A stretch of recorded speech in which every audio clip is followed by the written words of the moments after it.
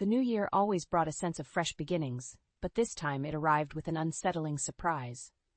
My doorbell rang, piercing the quiet of my small, cozy home. Expecting maybe a neighbor or a late courier, I casually swung the door open. My heart plummeted into my stomach. There, on my doorstep, stood two figures from my past I never wished to see again, my sister Claire and my ex-husband Ethan. Claire, with her ever-present smug smile, looked almost triumphant standing next to Ethan. Ethan's presence was like a reopened wound, his expression a mix of arrogance and false pity. 3 years had passed since I last saw them, and here they were, as if they'd never shattered my world. "Why are you here?" My voice was a shaky whisper, betraying my shock. Claire's laughter was like nails on a chalkboard. "Oh, look, Ethan, she's speechless.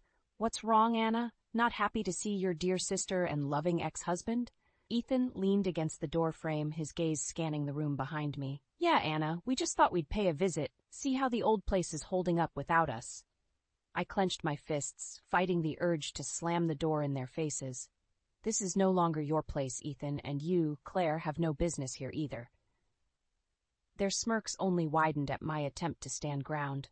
Ethan's next words were like a slap. "You know, Anna, I really regret ever tying myself to you. What a waste of my best years." Claire chimed in, her voice dripping with mock sympathy.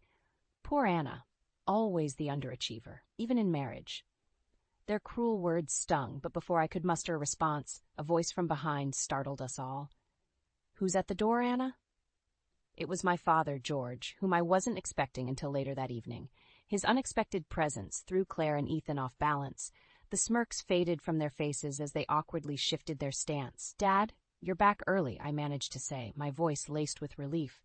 George's eyes narrowed as he took in the scene before him. "Claire? Ethan? What in the world are you two doing here?" Their composure crumbled, the confident facade melting away under my father's stern gaze. For a moment there was silence, a tense air hanging between us. It was broken only by Claire's hesitant voice. We just wanted to wish Anna a happy new year." George's disbelief was palpable. "Really? After years of silence, you suddenly remember family ties on New Year's Day?" His tone was icy, hinting at unspoken anger and disappointment. Ethan cleared his throat, attempting to regain his composure. "Well, we also had some news to share, but maybe this isn't the right time." I knew there was more to their visit than just New Year's greetings. Their unexpected arrival, the smug looks, the veiled insults, it was all too familiar. The same old pattern of deceit and manipulation. But this time, I wasn't the same person they had left behind. As they awkwardly excused themselves, promising to return another time, I closed the door with a mixture of relief and dread. Their return could mean only one thing. Trouble was brewing once again. And this time, I had to be ready. After Claire and Ethan left, the house felt oppressively silent. My father, George, sat across from me, his brow furrowed in concern. "Anna, what was that all about? Why are they back?" I sighed, feeling the weight of years of suppressed memories. "I don't know, Dad, but with Claire and Ethan, it's never without a reason." George nodded, his expression darkening.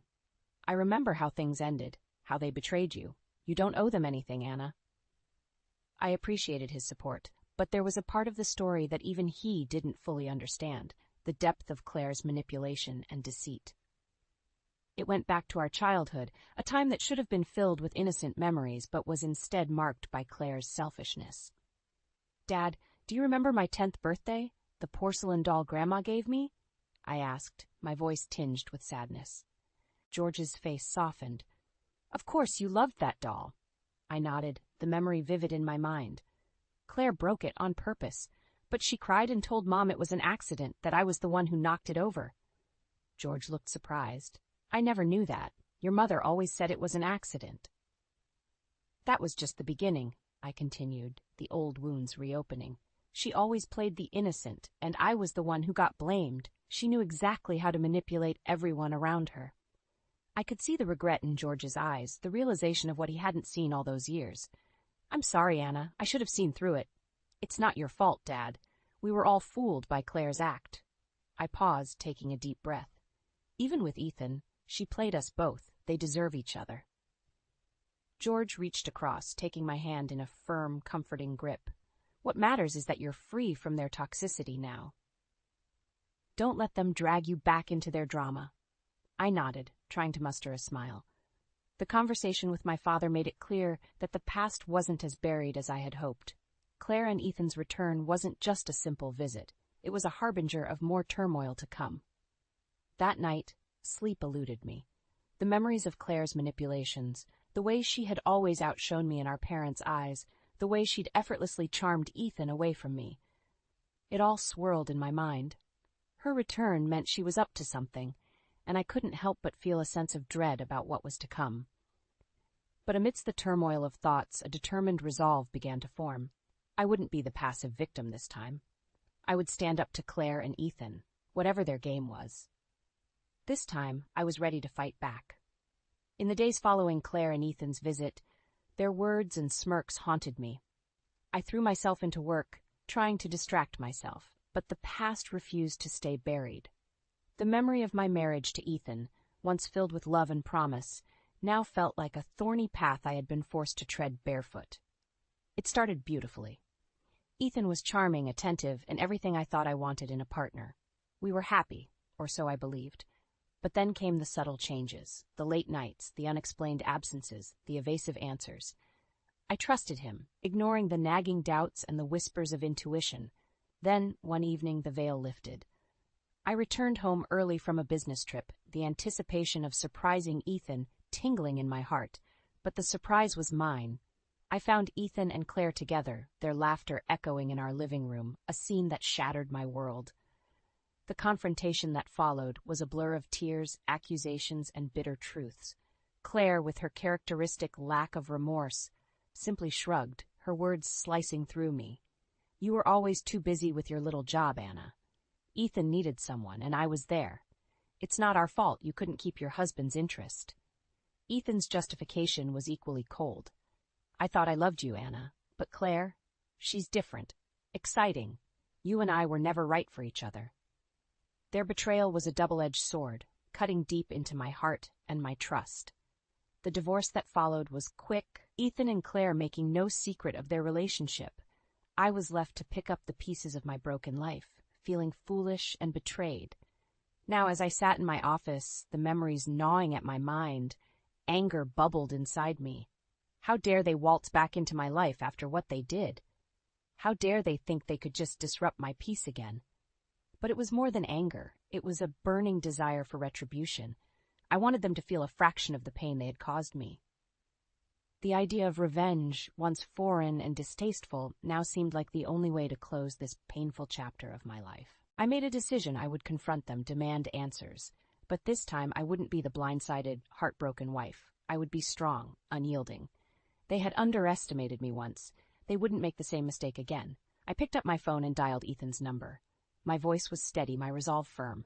"Ethan, we need to talk. Meet me at the cafe on 5th Street. Tomorrow, noon." His surprised stammer was a small victory, but it was enough. "Sure, Anna, tomorrow then." The call ended, and for the first time in days I felt a sense of control. The game had begun, and this time I was playing to win. The cafe was bustling with the midday crowd when I arrived. I spotted Ethan seated at a corner table, his posture tense. As I approached, his attempt at a casual smile didn't reach his eyes. "Anna, thanks for coming. I wasn't sure you'd want to see me," he started, his voice laced with feigned concern. "I don't," I replied sharply, taking a seat across from him. "But I need answers. Why are you and Claire back in my life?" Ethan shifted uncomfortably. "Look, Anna, things haven't been great for us. After we left, we had some tough times." I felt a bitter satisfaction seeing him uneasy. "Tough times? You expect sympathy from me?" No, of course not," he stammered. "It's just that Claire is pregnant. We thought it's time to mend fences, for the sake of family." His words hit me like a cold wave. Claire, pregnant? A part of me felt a pang of hurt, but it was quickly overshadowed by skepticism. "And you think I would, what, welcome you with open arms?" I asked, my voice laced with disbelief. "It's not just that," Ethan said, avoiding my gaze. "There's the matter of the inheritance, your father's estate." So there it was, the true reason behind their sudden reappearance. It wasn't guilt or a desire for reconciliation. It was greed. "You have some nerve, Ethan. You cheat, you leave, and now you come back for money?" I felt my anger rising, my voice growing louder despite the public setting. People can change, Anna. We've been through a lot. We just want a chance to start over, to be a family, he pleaded. A family built on lies and deceit, I retorted, my heart racing with anger. Just then my phone vibrated. It was a message from Claire. We need to talk. Alone, my place, tonight. I looked up at Ethan, my decision made. Tell Claire I'll see her tonight. But make no mistake, Ethan, this isn't a family reunion. This is me settling the score. Ethan's face fell, a mixture of surprise and concern etching his features. As I stood up to leave, I felt a strange sense of empowerment. For too long, I had been the victim of their selfish actions. But now the tables were turning. I walked out of the cafe, leaving Ethan behind, my mind racing with possibilities. Tonight's meeting with Claire would be more than just a confrontation. It would be the beginning of my revenge, a chance to reclaim my dignity, and make them regret ever crossing me. After leaving Ethan at the cafe, a mix of emotions swirled within me. Anger, betrayal, but above all, a newfound determination. As I drove home, my mind raced with plans for the evening's confrontation with Claire. I needed to be prepared, to stand my ground against her manipulative tactics. As the evening approached, I stood in front of my mirror, steeling myself. The reflection showed a woman changed by adversity, no longer the naive girl who once fell for Ethan's charm or got overshadowed by Claire's deceit. Tonight I was facing my past, ready to confront and overcome it. Claire's house was a stark contrast to mine, lavish, ostentatious, a testament to her and Ethan's superficial values. I knocked on the door, my heart pounding but my resolve firm. The door swung open and there she stood, Claire as poised and arrogant as ever. Anna, come in. I'm glad you could make it. Her tone was condescending, as if she was doing me a favor by allowing me into her home. I stepped inside, my eyes scanning the extravagant decor. So, Claire, why am I here? What do you want from me? I asked, cutting to the chase. Claire led me to the living room, her movements graceful yet calculated. I wanted to talk to you, sister to sister. It's been too long, and with the baby coming, I thought it's time we bury the hatchet. I almost laughed at her audacity. Bury the hatchet? After you stole my husband and now come back for my father's inheritance? Claire's expression hardened for a moment before she regained her composure. Anna, let's be practical. Ethan and I need financial stability for our child. Your father's estate can help with that. Her blatant greed was repulsive. You expect me to just hand over what's rightfully mine, after everything you've done? It's not just about the money, Anna, Claire said, her voice dripping with false sincerity. It's about family. We're still sisters, after all. I stared at her, incredulous. You lost the right to call me sister the moment you betrayed me. There was a silence, a tension that hung heavily between us. Then Claire's facade cracked, her true nature surfacing. Fine. If you're going to be selfish about it, then let's talk legalities. You know Dad's will favors the first grandchild. My baby will ensure Ethan and I get the inheritance. Her words hit me like a physical blow. This was her game, to use her pregnancy as leverage, to manipulate our father's will in her favor. You're unbelievable, Claire. You think you can just manipulate everyone and everything to your liking, but not this time. I won't let you. My voice was firm, unyielding. Claire smirked, a cold, calculating look in her eyes. We'll see, Anna. We'll see how long you can keep up this righteous act. I turned to leave, my mind reeling from Claire's callousness. As I drove away from her house, a plan began to form in my mind. Claire and Ethan were playing a dangerous game, but now I knew the rules. It was time for them to learn that I was no longer the passive player in their twisted game. The days following my encounter with Claire were spent in a state of heightened alertness, preparing for the inevitable legal battle over my father's estate. I sought legal counsel, determined to protect what was rightfully mine and my father's legacy from Claire and Ethan's greedy clutches. As I delved deeper into the legal intricacies, a piece of shocking news reached me. Ethan's business, the one he had started with such bravado, had collapsed. They were drowning in debt, their lavish lifestyle unsustainable.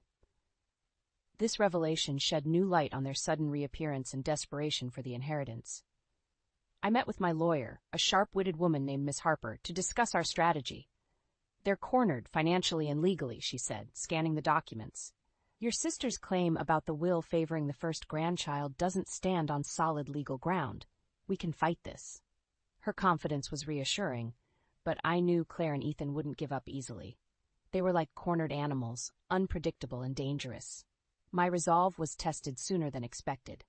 One evening, as I returned home from work, I found Claire waiting on my doorstep, her expression a mix of defiance and desperation.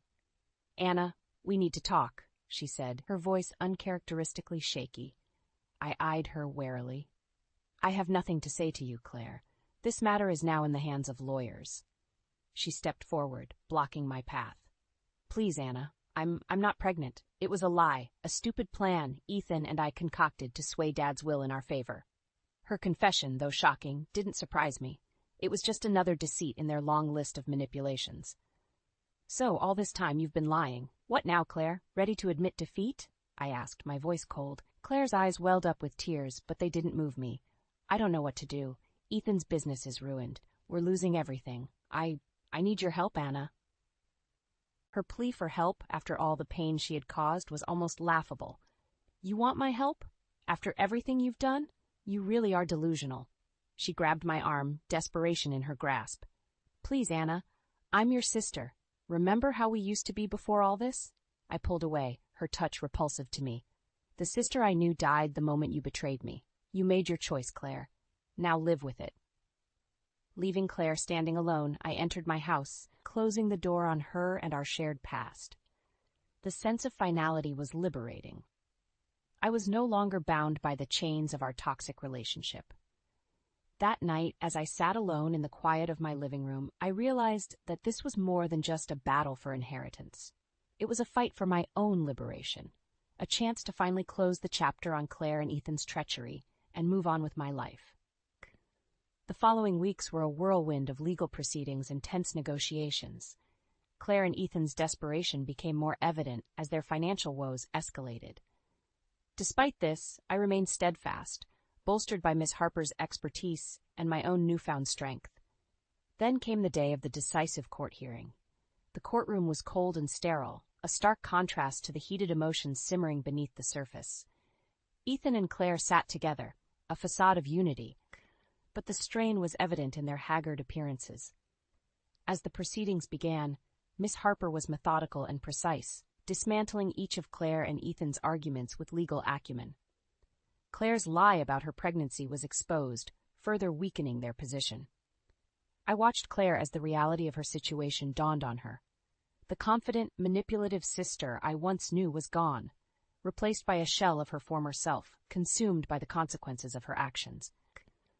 During a recess, Claire approached me, a plea in her eyes. "Anna, please.